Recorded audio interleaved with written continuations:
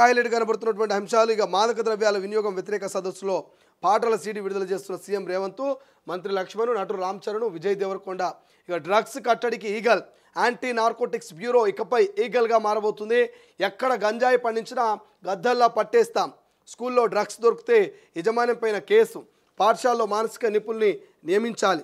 పాత్రలు కాదు హీరోల కష్టం ఆదర్శం కావాలి. క్రీడల్లో రాణించే వారికి రాజకీయాల్లో స్పెషల్ కోటా. ఇక డ్రగ్స్ వ్యతిరేక సదస్సులో సీఎం రేవంత్ డ్రగ్స్ తీసుకుంటే సినీ ఇండస్ట్రీ నుంచి బహిష్కరణ అంటూ దిల్ రాజు. చూడండి, మాదక ద్రవ్యాలు రాష్ట్ర సరిహద్దులు దాటి లోనికి రాకుండా అధికారులు కట్టుదిట్టమైనటువంటి చర్యలు చేపట్టాలని సీఎం రేవంత్ రెడ్డి పిలుపునిచ్చారు. రాష్ట్రంలో డ్రగ్స్ అమ్మకాలకు పాల్పడుతున్న వారిని పట్టుకునేందుకు అవసరమైతే రాష్ట్ర సరిహద్దులో దాటి వెళ్లాలని పోలీసులకు చెప్పామన్నారు. కిరాణా దుకాణంలో గంజాయి చాక్లెట్లు విక్రయిస్తున్నటువంటి పరిస్థితిని నెలకొందని ఆవేదన వ్యక్తం చేశారు. డ్రగ్స్ కట్టడి బాధితులు నిర్వహిస్తున్న తెలంగాణ యాంటీ నార్కోటిక్స్ బ్యూరో ఎవరైతే టీజీ న్యాప్ను ఇక నుంచి ఈగల్ ఎలైట్ యాక్షన్ను గ్రూప్ ఫర్ డ్రాగ్ల ఎన్ఫోర్స్మెంట్గా మారుస్తున్నట్లు ముఖ్యమంత్రి ప్రకటించారు. విద్యా సంస్థల్లో ఎవరైనా మత్తు పదార్థాలు విక్రయిస్తూ పట్టుబడితే యాజమాన్యం పైన కూడా కేసులు పెడతామని హెచ్చరించారు. అంతర్జాతీయ మాదక ద్రవ్యాల వినియోగం అక్రమ రవాణా వ్యతిరేక దినం సందర్భంగా శిల్పా కళావేదికలో గురువారం నిర్వహించిన కార్యక్రమంలో వివిధ కళాశాలల నుంచి వచ్చిన వందల మంది విద్యార్థుల్ని ఉద్దేశించి ముఖ్యమంత్రి మాట్లాడారంటూ మనకు వార్తా కథనం కనిపిస్తుంది. ఇక ఈ వార్తా కథనం కనుక చూస్తే కాంగ్రెస్ పార్టీ అధికారంలోకి వచ్చినటువంటి డే 1 నుంచి చెప్తున్నది. ఏం చెప్తుంది? ఎక్కడ కూడా డ్రగ్స్ కనిపించినా, ఎక్కడ కొకైన్ కనిపించినా, ఎక్కడ గంజాయి కనిపించినా ఉక్కుపాదం మోపుతాం, ఒక్కొక్కరి తాట తీస్తామని చెప్తున్నది.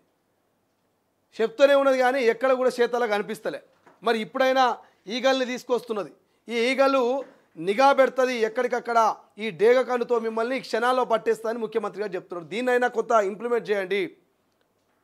కొన్ని ప్రాంతాలలో యథేచ్ఛగా గంజాయి పండిస్తున్నారు.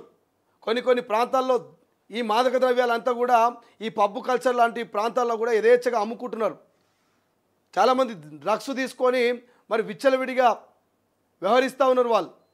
సో దయచేసి ఈసారైనా కొంత కఠినమైనటువంటి చర్యలు ఉండేటట్టు ఈ రాష్ట్ర ప్రభుత్వం తీసుకోవాలి. ఇప్పటికే ఈగల్ని తీసుకొచ్చింది కాబట్టి ఈగలు మాత్రం కఠిన చర్యలు తీసుకుంటామని చెప్తున్నది. ఎట్లా పనిచేస్తుందో భవిష్యత్తులో చూడాలి.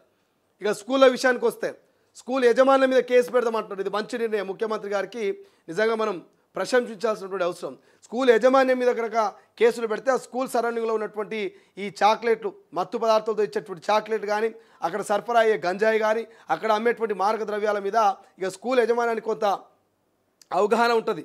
కొన్ని స్కూళ్ళలో ఇక కమిషన్ల రూపంలోనో లేకపోతే కన్సల్టెన్సీ రూపంలోనో కూడా మరి కొన్ని స్కూల్ సరౌండింగ్లలో గంజాయి అమ్మేటోళ్ళు మరి స్కూల్ యజమానాలకు వీళ్ళకు సంబంధాలు ఉన్నటువంటి పరిస్థితి కూడా మనం గతంలో చూసినాం. డబ్బు ఏదైనా చేస్తుంది, డబ్బు ఎవరినైనా మారుస్తుంది, డబ్బు ఎంతటికైనా దిగజారుస్తుంది. కాబట్టి మరి ఈ డబ్బు స్కూల్ యజమానుల మీద ఎంత ప్రభావం చూపిస్తుంది అనేది ఇప్పుడు క్లియర్గా తెలుస్తూ ఉంది.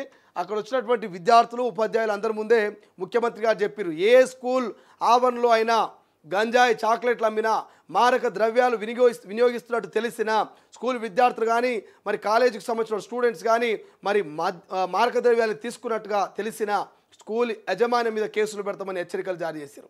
సో దీన్ని ఉన్నట్టుగా ఇంప్లిమెంట్ చేయండి. ఏ రాజకీయ ఒత్తిళ్లకు మరి పోలీసులు తలంచకుండా ఉన్నట్టుగా గంజాయి పట్టుబడ్డదా కేసు పెట్టుర్రి. మరి గంజాయి చాక్లెట్ దొరికినాయా దాన్ని క్లోజ్ చేసి పారేయరి. యజమాని మీద కేసులు పెట్టుర్రి. అవసరమైతే మరి అక్కడ ఉన్నటువంటి ఎవరైనా ఉపాధ్యాయులు కనుక ఆ డ్రగ్స్ సరఫరాలో ఉంటే వాళ్ళ మీద కేసులు పెట్టుర్రి. అప్పుడు కానీ భయం స్టార్ట్ కాదు.